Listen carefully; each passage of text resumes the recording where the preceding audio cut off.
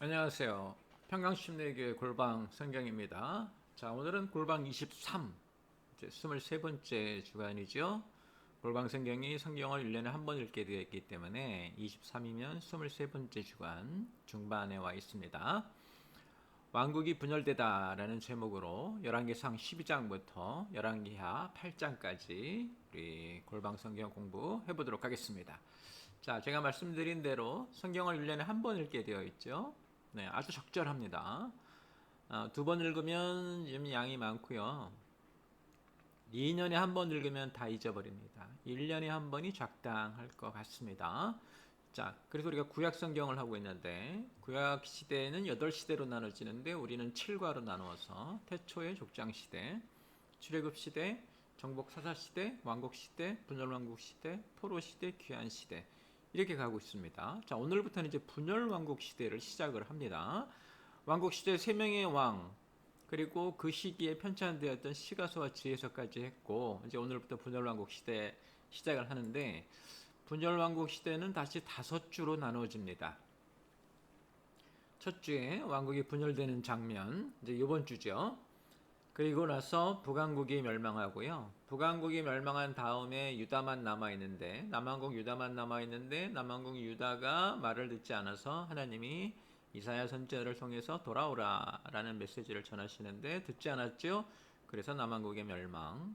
자, 북왕국과 남왕국 분열된 왕국이 모두 무너진 다음에 이제 우리가 이 시기에 사역했던 소선지자들의 말씀을 같이 읽어서 여호와의 날이라는 제목으로 이렇게 그래서 5주에 걸쳐서 분열왕국 시대를 공부하게 될 것입니다. 자, 시간적 배경을 좀 볼게요.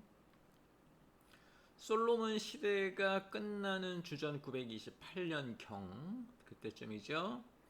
그때부터 시작해서 북왕국 이스라엘이죠. 북왕국 이스라엘이 아수르에 의해서 멸망당하는 722년 주전 722년 그리고 이제 남왕국 유다만 남아있는데 그 유다는 주전 587년 또는 586년 네, 하여튼 그때쯤입니다. 이때 이제 바벨론에 의해서 무너지게 되죠. 이 시기를 우리가 이제 분열왕국 시대라고 부릅니다. 나라가 남과 북으로 나눠진 상태로 이제 이스라엘이 존재했었고요. 차례대로 무너지고 이렇게 남왕국 유다가 무너진 이후로는 포로로 잡혀갔기 때문에 이제 포로 시대라고 우리가 부릅니다. 우리가 이번에 보는 성경은 이 시기 전체가 아니고 앞에 초기 왕들의 시대만 볼 것이고요. 이 전체 기간은 약 340년 이렇게 우리가 보고 있습니다. 자, 공간적 배경을 좀 볼게요. 이스라엘이 공간적 배경이 되겠죠. 이제는 그리고 남왕국과 북왕국으로 멸망되면서 예루살렘과 사마리아가 주요한 공간적 배경으로 등장을 합니다. 남왕국 유다는 예루살렘을 중심으로 했고요. 북왕국 이스라엘은 오므리 왕조에 의해서 사마리아가 수도가 되면서 사마리아가 중심 지역이 됐죠. 이 두 지역을 좀 눈여겨봐야 되고요. 그렇지만 전체적으로는 이스라엘 전체 지역이라고 보시면 됩니다. 자, 공간적 배경을 좀 더 설명을 해야 되는데요. 자, 보세요. 네. 지금 이렇게 요단 동쪽과 이스라엘 지역에 걸쳐서 12지파, 레위 지파까지 13지파가 땅을 나누어 가졌는데 이것이 이제 나중에 왕국 시대에 사무엘과 다윗 그리고 솔로몬이 전체를 다스렸죠. 근데 분열 왕국이라는 건 뭐냐면 솔로몬이 죽은 후에 나라가 이스라엘이 이렇게 두 개로 분열이 됐다는 거예요. 그래서 북왕국 이스라엘 초대 왕은 여로보암이 됩니다. 남왕국 이제 유다 솔로몬의 아들 르호보암이 초대 왕이 되죠. 그래서 북왕국과 남왕국 이렇게 두 개로 나눠지고 이방 세력들이 만만치 않죠. 솔로몬 시대 또는 다윗 시대에 비하면 이런 모습, 정치 지형적인 모습을 가지고 있다. 이제 이렇게 보시면 될 겁니다. 우리나라랑 매우 비슷하죠. 네, 매우 불행합니다. 그만큼 나라 운영을 그리고 하나님에 대한 신앙을 제대로 하고 있지 않았기 때문에 그랬죠. 자, 사회적 배경을 보면 솔로몬이 죽고 나서 나라는 굉장히 큰 혼란 속에 빠져듭니다. 큰 혼돈이었죠. 북왕국과 남왕국이 이제 갈라서게 되는, 그래서 사실은 솔로몬 왕 시절에 내재되어 있던 갈등이 폭발하는 거죠. 북쪽 지파의 불만이 터져나왔고 이를 수용하지 못하는 솔로몬의 아들에 대한 반감이 겹치면서 나라가 분열이 됐고요. 나라가 분열이 됐으니까 당연히 이스라엘은 다시 내전 상황이 되었고, 북왕국에서는 자기 백성들이 예루살렘으로 가는 걸 막기 위해서 이제 베델과 단에 금송아지를 만들어 놓는 등 참 눈뜨고 보지 못할 여러 가지 일들이 이 시기에 일어나게 됩니다. 솔로몬을 위대한 왕이라고, 지혜의 왕이라고 부르는데 솔로몬이 죽은 다음에 이런 결과를 냈다는 것만으로도 우리는 솔로몬을 좀 안타깝게 바라봐야 될 이유가 좀 있는 것이죠. 그리고 이런 상태에서 어리석은 선택들이 일어나죠. 그러니까 남왕국 르호보암 같은 경우에는 북쪽 지파들의 요구를 들어주지 않았고요. 처음 북왕국에서 첫 왕이 된 여로보암은 자기 백성들이 남쪽으로 가는 걸 싫어해서 우상을 만들어 놓고 백성들로 하여금 우상을 숭배하게 하는 이런 어리석은 선택을 합니다. 그러니까 이런 참 위기의 시기에 이 지도자들의 그리고 백성들의 신앙인의 어리석은 선택이 결국은 이 큰 혼돈을 불러오지 않았나. 백성들은 어려웠죠. 아까 지도에서도 보셨지만 이방들이 양쪽에서 덤벼들고 있었는데 자기네들도 갈라져서 스스로 갈등하고 경쟁하고 이런 어려운 시기가 됐다는 얘기예요. 언약 백성 스스로 자기를 적으로 만들고 언약 백성 자체 내에서 하나님이 주시는 여러 가지 축복과 권능을 소비시키는 어리석은 선택을 하고 있다. 이렇게 보는 게 맞습니다. 안 좋은 시기죠. 불행한 시기입니다. 자, 성경은 열왕기상 12장부터 열왕기하 8장까지 이제 열왕이라는 게 뭐냐면요, 왕들이 나열되어 있다 이런 뜻인데 여러 왕들이라는 거예요. 그러니까 사실은 뭐 솔로몬부터 이제 정말 여러 왕이죠. 사무엘과 다윗은 사무엘이라고 하는 그런 책에서 다루어지고 있는데, 열왕기로 넘어오면서 이제 솔로몬, 그리고 이제 그 밑에 고만고만한 왕들 남북으로 나뉘어져서 이렇게 되어 있습니다. 역시 역대상 역대하의 기록도 우리가 같이 보기는 할 것인데, 성경적 배경은 열왕기상 12장부터 열왕기하 8장까지로 보시면 되고요. 성경 이야기는 처음에 왕국이 분열되는 장면이 이제 성경에 기록이 됩니다. 그래서 여러분은 이때 왜 분열되었고 뭐가 문제였는지, 어떤 교훈을 주는지 좀 보셔야 되고요. 남북으로 나눠진 다음에 초기의 왕들이 있습니다. 그 사람들이 어떻게 통치했는지, 하나님은 이들을 어떻게 평가하시는지, 이런 것들을 좀 봐야 되고, 각자 왕들은 어떤 모습이었는지도 눈여겨볼 만하죠. 자, 왕들이 형편없으니까 하나님이 이제 어떻게 하시는가? 선지자를 보내십니다. 그래서 엘리야가 사역을 하고, 엘리야의 사역의 뒤를 이어서 엘리사가 사역을 하죠. 그래서 이 부분에서는 선지자는 무엇인가 하는 것과 하나님이 보이고자 하셨던 것은 무엇이고, 이 선지자들의 사역을 통해서 왕들의 잘못은 무엇이고 백성들의 잘못은 무엇인지, 이런 것 좀 눈여겨 보셔야 할 것입니다. 자, 시작해 보겠습니다. 왕국이 분열이 되죠. 열왕기상 12장부터 14장까지 솔로몬이 죽고 이제 북왕국이 멸망하고 남왕국이 멸망할 때까지를 우리가 이제 분열왕국 시대라고 하는데, 이 시작은 어떻게 됐느냐? 솔로몬이 죽고 그 아들 르호보암이 왕위를 계승했죠. 당연히 그 순서이기 때문에 그렇습니다. 그런데 사람들은 전부 다 이 왕을 결정하기 위해서 세겜에 모여서 이야기도 하고 그랬는데, 이 북쪽 지파에서는 르호보암, 새로 왕이 될 르호보암에게 멍에를 줄여달라, 즉 세금과 노역을 좀 줄여달라. 솔로몬 왕정은 참 화려한 왕정이었죠. 화려하다는 얘기는 세금을 많이 걷었다는 얘기고요. 물론 돈도 많이 벌었지만 세금도 많이 걷었고요. 또 솔로몬은 여러 가지 건축, 그 다음에 무슨 행사 이런 것을 했기 때문에 백성들을 불러다 했죠. 그래서 노역이 많았고, 그 솔로몬 왕이 죽자마자 북쪽 지파들은 힘을 합쳐서 세금과 노역을 줄여달라라고 르호보암에게, 어린 왕에게 요구하죠. 르호보암은 자신의 원로들이 좀 들어주자라고 했고, 젊은 참모들, 자신과 같은 젊은 참모들은 이들이 너를 무시하고 있으니 오히려 그들에게 힘을 보여주라, 이 말을 듣고 르호보암이 북쪽 지파 사람들의 요구를 거부하죠. 어떻게 됐을까요? 북쪽 지파는 이스라엘은 자기 장막으로라는 구호를 외치면서 여로보암을 왕으로 삼아서 북쪽에 왕국을 건설하죠. 그래서 이제 북왕국이 만들어지는 거예요. 뭐 이 선택을 하는데 르호보암의 어리석은 북쪽 지파의 그런 고통, 고난을 좀 들어줬어야 되는데 그러지 않고 자기 자신의 위험만 먼저 따졌다는 데서 참 옳지 않은 왕이었다라는 느낌이 좀 들고요. 어리석은 선택이었죠.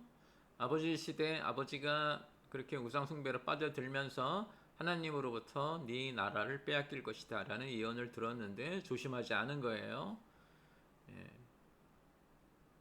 하나님이 주시는 그런 예언을 겁을 내지 않는 사람들 진짜 위험하죠.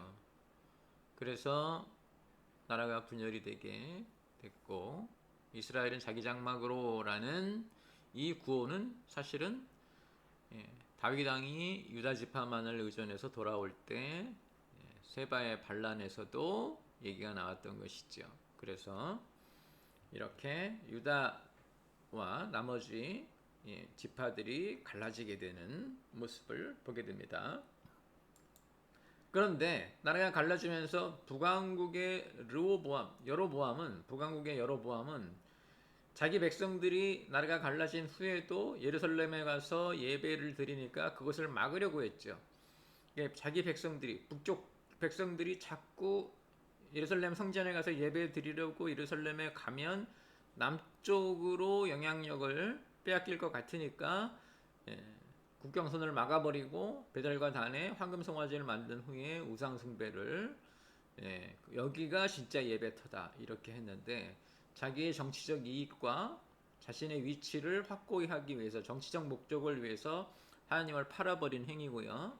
하나님을 팔았을 뿐만 아니라 우상숭배로까지 몰고 간 아주 파렴치한 짓이었죠. 하나님의 여로보암을 선정하셨지만 그에게도 그렇게 경고를 하셨는데도 그 말을 듣지 않았어요. 그래서 나라가 분열이 되는데 이제 여러 가지 그 솔로몬 왕 시대의 여러 가지 그 갈등, 이런 것들이 노출되기도 하지만 결국은 새로 왕정을 이끌어가야 되는 르호보암이라고 하는 젊은 왕의 어리석은 선택, 그리고 나라가 분열이 된 후에 여로보암, 북왕국의 여로보암 왕이 했던 그 정치적인 이유 때문에 예배를 막은 이런 선택들은 결국 이 분열된 왕국들이 어떤 모습의 신앙을 가질 것이고 어떤 모습의 삶을 살게 될 것인지 우리가 짐작할 수 있죠.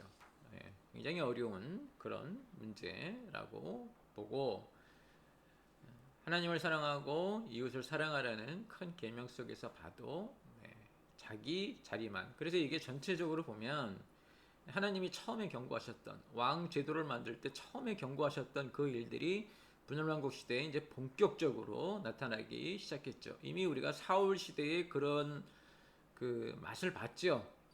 이런 것이 얼마나 위험한지. 그런데 이제 분열왕국 시대에 훨씬 더 위험한 일로 나타나게 된다, 이렇게 보시면 됩니다. 자, 이렇게 나라가 분열이 된 다음에 이 분열된 왕들의 초기 모습을 우리가 좀 봐야 되는데요. 나라가 분열이 된 다음에 분열된 왕국의 그 초기 왕들, 열왕기상 15장부터 16장까지. 먼저 이제 남왕국 유다에서는 르호보암의 뒤를 이어서 아비암이 왕이 되는데 악한 왕이었죠. 그리고 아비암의 뒤를 이어서 아사가 왕이 되는데 아사는 선한 왕이었어요. 40년 넘게 오랫동안 통치했고 우상 숭배를 없애려고 했고 우상을 섬기는 자기 어머니를 폐위시키는 등 여러 가지 선한 조치를 하죠. 그래서 우리가 여기서 이제 볼 수 있는 것은 하나님이 왕들을 성경에서 왕들을 평가할 때 어떤 왕은 악한 왕이었다, 어떤 왕은 좋은 왕이었다 이런 표현들을 하고 계시다는 걸 우리가 볼 수 있고요. 자, 북왕국에서는 여로보암의 아들 나답이 왕이 되는데 불과 몇 년 사이에 바하사라고 하는 사람이 쿠데타를 일으켜요. 쿠데타를 일으켜서 나답을 죽이고, 그리고 이제 바하사가 통치를 한 후에 바하사의 아들 엘라가 왕이 됐는데 역시 엘라도 시므리라고 하는 사람에게 쿠데타를 당해서 엘라도 죽게 되죠. 근데 이 시므리는 또 백성들에게 인정을 못 받아서 자신 스스로 사라지게 되고 오므리가 이제 왕이 되는데 이 오므리라고 하는 사람이 비교적 조직적인 왕이었어요. 그래서 오므리 이후로 이제 오므리 왕조가 시작이 되죠. 여로보암은 사라지게 된 거고요. 오므리 왕조가 시작이 돼요. 본인이 행한 일 때문에 그런 하나님의 예언도 들었죠. 너는 이제 심판을 받게 될 것이다는. 그래서 오므리 왕조가 시작이 되는데 오므리는 사마리아를 수도로 옮기고 나라를 정비하고 탄탄하게 수도를 옮기고 이랬다는 자체가 행정력, 지도력이 있었다는 얘기죠. 악한 왕이었지만 그래서 사마리아를 수도로 삼고 북왕국을 이제 본격적으로 운영하기 시작을 하죠.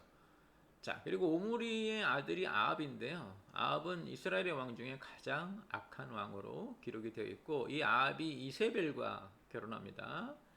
이세벨은 바알 숭배를 본격적으로 하게 된 사람이죠. 그래서 아합과 이세벨이 바알 숭배를 본격적으로 하게 돼서 북왕국은 이미 여로보암 시절에 남쪽 예루살렘에 가서 드리는 예배를 막는 것으로부터 우상 숭배가 시작이 됐는데 오므리 왕조가 시작이 되면서 오므리의 아들 아합이 왕이 되면서 이세벨과 결혼하고 이로 인해서 바알 숭배를 본격적으로 해서 어마어마한 바알 선지자들이 사마리아에 모이기도 하는 그런 시대가 됐다. 분열왕국 초기 이 시기에 우리가 봐야 될 것은 하나님이 이런 왕들을 나열하시면서 좋은 왕과 나쁜 왕이 있다고 하시는데 좋은 왕은 누군가? 다윗의 길을 간 사람이고요. 나쁜 왕은 여로보암의 길을 간 사람이에요. 다윗은 어떤 사람이에요? 뭐 여러 가지 단점도 있지만 하나님께 늘 기도하고 의지하고 순종하고 회복하고 회개하는 사람이죠.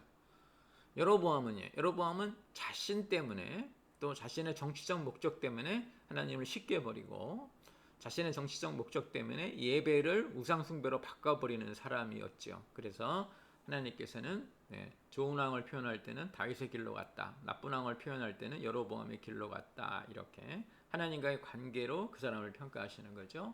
오늘날 우리들도 어떤 사람인지 우리 스스로가 어떤 사람인지 하나님과의 관계로 아마 판단할 수 있을 것으로 보여집니다. 자, 이런 이제 왕들이 나타나면서 동시에 선지자가 등장하는데 엘리야가 먼저 사역을 하게 되죠. 자, 선지자는 어떤 사람인가?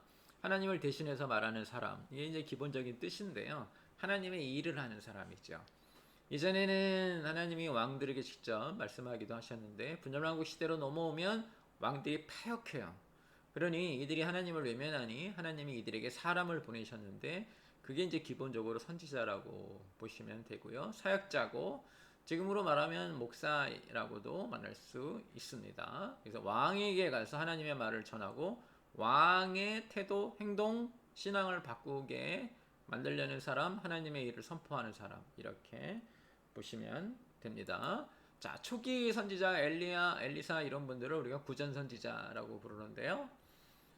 예를 들면 이사야, 에레미야 이런 분들은 책이 있잖아요. 성경에 그죠? 이사야서, 에레미야서 이렇게.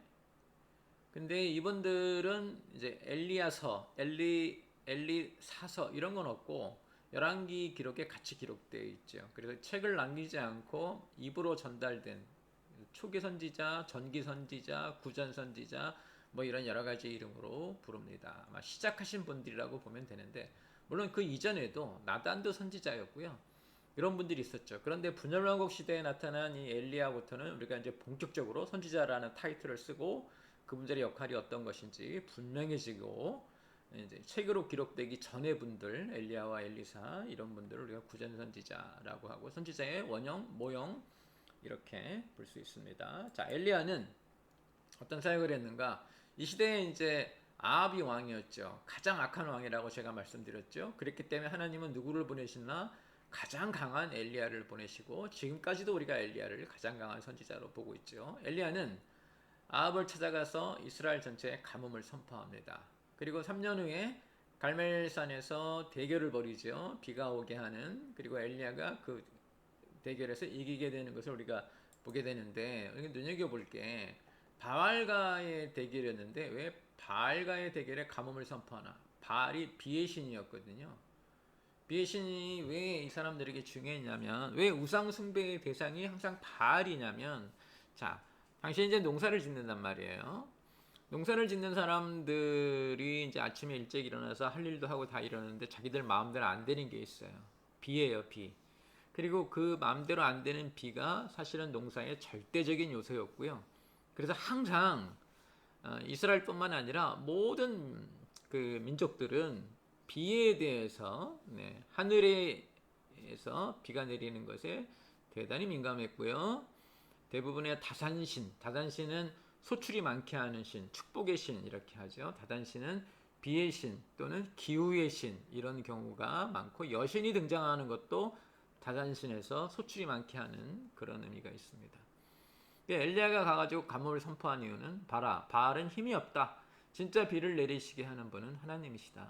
이것을 보여주려고 한 것이고, 가뭄을 선포했기 때문에 사실은 바알을 섬기는 바알 선지자들과 아합과 이세벨에게는 대단히 치명적인 일이었죠. 그리고 갈멜산 대결에서 엘리야가 이겼다는 자체가, 진정한 이렇게 전 세계 우주를 운영하시는 분이 누구인지를 보여주게 된 것이고, 동시에 가뭄을 선포함으로 인해서 우리가 대결해야 될 그런 우상이 무엇인가? 다산, 축복이라는 거죠. 비를 내려서 우리의 소출이 많게 하고 잘 살게 해달라. 이런 기본적이고 어떻게 보면 1차적이고 동물적이고 땅에 매여 있는 소망들을 깨어 부숴야 한다라는 의미도 있습니다. 자, 그런데 왜 사람들은 바알 신에게 가고 이런 일이 생겨도 계속 바알을 믿게 되는 것일까요?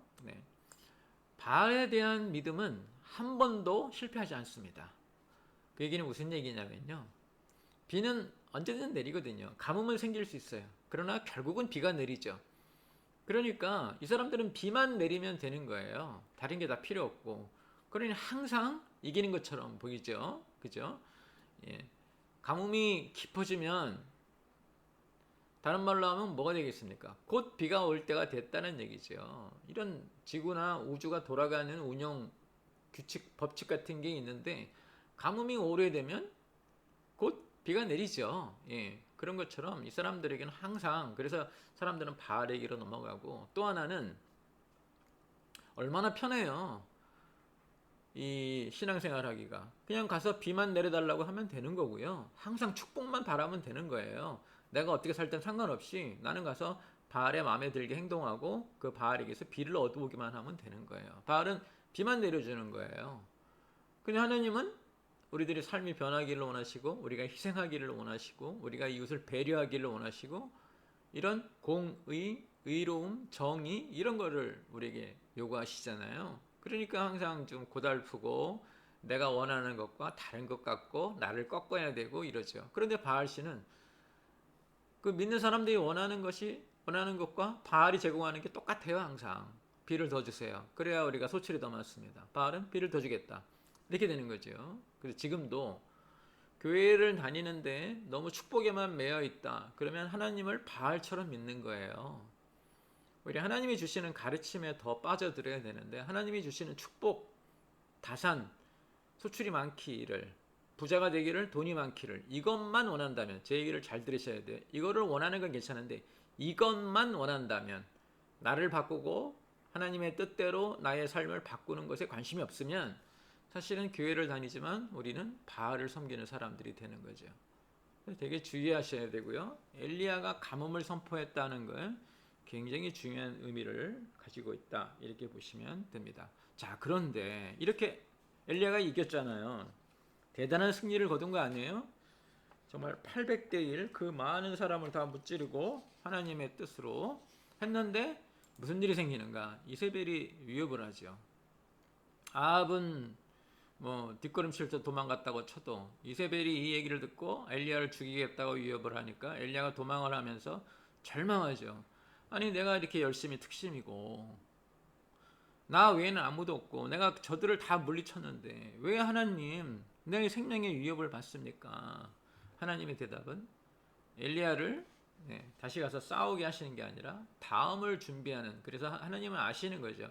이 바알 신을 섬기고 우상을 섬기고 축복에만 매달려 있고 다산에만 매달려 있는 이 백성들이 오랫동안 이스라엘을 괴롭힐 것이고 그들과 싸우기 위해서 계속해서 다음 세대를 준비시키고, 그리고 하나님이 맡기신 일이 엘리야라고 하는 사람에게 목적이 있는 게 아니라 엘리야가 해야 될 일에 목적이 있던 것이고, 엘리야가 자기 몫을 했으면 그 다음에 이제 당연히 선지자들이 해야 될 일은 다음 세대에, 지금 요번 같은 경우는 엘리사죠. 이렇게 넘어가야 되는 것이죠. 잘 들으셔야 됩니다. 우리는 우리 자신에게만 너무 집중되어 있는데 하나님은 전 인류에게 관심이 있으시고요. 전 인류가 오랜 시간 동안 싸워야 된다면 당연히 내가 싸움의 한 부분을 차지하고 그 다음에 또 다음 사람 넘어가야 되는 거죠. 내가 싸우고 그 다음에 다음 사람이 싸운다고 내가 물러앉는다고 해서 우리가 망한 것이 아니에요. 항상 포커스는 거기가 있어야 돼요. 나만 관심을 갖고 있으면 엘리야는 진 거예요. 그런데 내가 아니라 내가 했던 하나님의 일, 그것에 관심을 가지면 엘리야는 진 것이 아니라 엘리사에게 전달이 된 것이고, 그 다음에 이제 엘리사가 또 가서 하나님의 일을 하는, 이런 것이죠. 여러분들도 여러분 신앙에 여러분이 주인공이면 여러분은 언젠가 망하게 되어 있습니다. 그러나 여러분이 주인공이 아니라 여러분에게 일을 맡기신 하나님이 주인공이시고 하나님의 일이 주인이라면 내 일은 내가 사라져도 죽지 아니하고 계속해서 이어지는 거죠. 마치 모세가 여호수아에게 전달했듯이 그렇게 전달이 돼야 된다. 이것을 우리가 알아야 되고요. 이 일 후에 이 일 후에 이제 우리 성경이 계속해서 아합 왕들의 그런 나쁜 짓들을 보여주는데, 아람이 이제 나라를 침공했을 때 아합 왕이 선지자의 도움을 받아서 이기기도 하지만 또 하나님의 말씀을 듣지 않죠. 이 사람의 특징이에요. 위험을 느낄 땐 하나님을 의지하는 것 같지만 또 위험이 없어지면 불순종하고 이런 일을 하게 됩니다. 더구나 나봇의 포도원을 빼앗았는데, 나봇의 포도원은 이 사람의 기업이기 때문에 함부로 그렇게 뺏어서는 안 되는 것이고요. 결국은 그 다음 전쟁에서 아합이 죽고 남왕국 유다에서는 아하시아가 당시에 연합군을 형성하기도 했는데 이 아하시아도 좋은 왕은 아니었죠. 자, 이어서 이제 엘리야의 사역에 이어서 엘리사가 사역을 합니다. 11개 2장부터 11개 8장까지인데 엘리야가 엘리사를 가르친 후에 승천하죠. 하나님이 엘리야를 품어 가셨어요. 하나님이 참 사랑했던 선지자고, 물론 절망해서 하나님께 참 슬픈 절망의 말을 하기도 했지만 갈멜산 대결에서 보여준 것처럼 대단한 사람이었죠. 그리고 이 사람의 뒤를 이어서 엘리사가 선지자가 되는데, 엘리사는 자기 말 그대로 엘리야가 가졌던 2배의 영성을 갖고 싶다, 이렇게 열심히 특심인 사람들이 이렇게 엘리야, 엘리사 다 그렇습니다. 엘리야는 스스로를 나만 남아있다, 열심히 특심이다 라고 했고, 엘리사는 그런 자기 스승의 영성에 2배의 영성을 원한다, 이런 영적인 그런 소망도 우리가 가지고 있어야 합니다. 여러분, 소망하면 다 나쁜 것으로, 욕망 또는 원하는 건 다 안 좋은 것처럼 생각하시는데 그렇게 하지 마시고, 영성에 대한 사모, 소망, 갖고 싶음, 이런 것도 우리가 배워야 합니다. 엘리사의 사역에서는 눈에 띄는 게 이 이적들인데요. 여러 가지 이적을 하죠.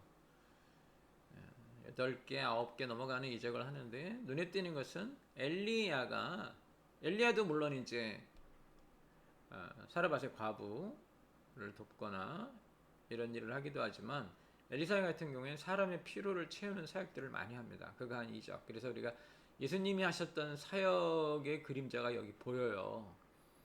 그러니까 자기의 영성이나 또는 큰 그런 거 이런 그런 이적보다 사람의 필요를 채우는 그런 이적들을 많이 하신 분이고, 당시에 이제 모압이 침공해서 남왕국과 북왕국이 연합군을 만들었는데 이 전쟁을 엘리사가 물을 공급해서 악기를 통해서 물을 공급해서 전쟁에서 이기기도 하고요. 또 나아만 장군을 치료해 주기도 하죠. 여기 이제 관계된 이야기도 많은데요. 아람과의 이제 계속해서 여러 가지 불편한 사항들이 많은데 엘리사를 죽이려고 자신의 군대를 아람군이 쳐들어왔는데 다들 겁을 집어먹었지만 엘리사는 그 아람군 뒤에 자기를 포위하고 있는 아람군 뒤에 하나님의 군대를 보고 겁을 내지 않고 오히려 사람들을 격려하고 위로하는 모습을 봅니다. 그러니까 이 2배의 영성을 사모했던 엘리사는 정말 2배의 영성을 가지고 있었는지 모르지만 이렇게 하나님의 군대를 보는 능력을 가지고 있었어요.